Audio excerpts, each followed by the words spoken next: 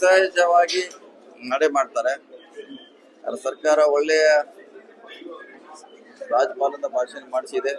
ಏನು ಡೆವಲಪ್ಮೆಂಟ್ ಆಗಿದೆ, ಏನು ಡೆವಲಪ್ಮೆಂಟ್ ಆಗ್ತಾ ಇದೆ ಅದ್ರ ಬಗ್ಗೆ ಬೆಳಕು ಚೆಲ್ಲುವಂತ ಪ್ರಯತ್ನ ಮಾಡ್ತಾರೆ. ಇನ್ನು ನೋಡೋಣ, 3-4 ವರ್ಷ ಚರ್ಚೆ ಇದೆ.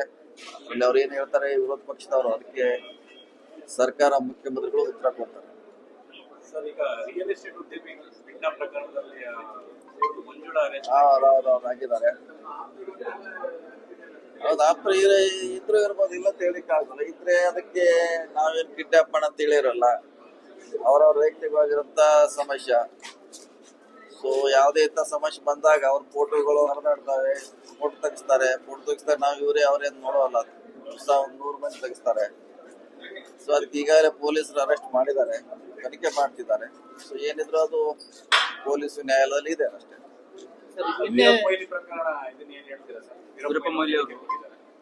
ಅವ್ರು ಹೇಳಿದ್ದಾರೆ, ಬೇರೆ ಅವ್ರು ಹೇಳಿದ್ದಾರೆ. ಅಂತಿಮವಾಗಿ ACC ನಿರ್ಧಾರ ಮಾಡ್ತದೆ. ಸೊ ನಾವೇನ ಮಾತಾಡಿ ನಮ್ಮ ಸಮಾಧಾನಕ್ಕೆ ಮಾತಾಡ್ಬೇಕಷ್ಟೇ ಹೊರತಾಗಿ ಅದು ಅಂತಿಮ ಅಲ್ಲ. ಅಂತಿಮ ನಮ್ಮ ಹೈಕಮಾಂಡ್ ಅಷ್ಟೇ.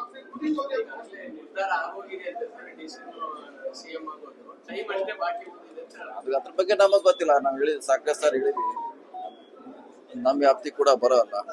ACC ಅದ್ರ ಬಗ್ಗೆ ಸ್ಪಷ್ಟೀಕರಣ ಈಗಾಗಲೇ ಕೊಟ್ಟಿದ್ದಾರೆ. ಅವ್ರೇ ಅದನ್ನ ಅಂತಿಮ ಮಾಡ್ತಾರೆ.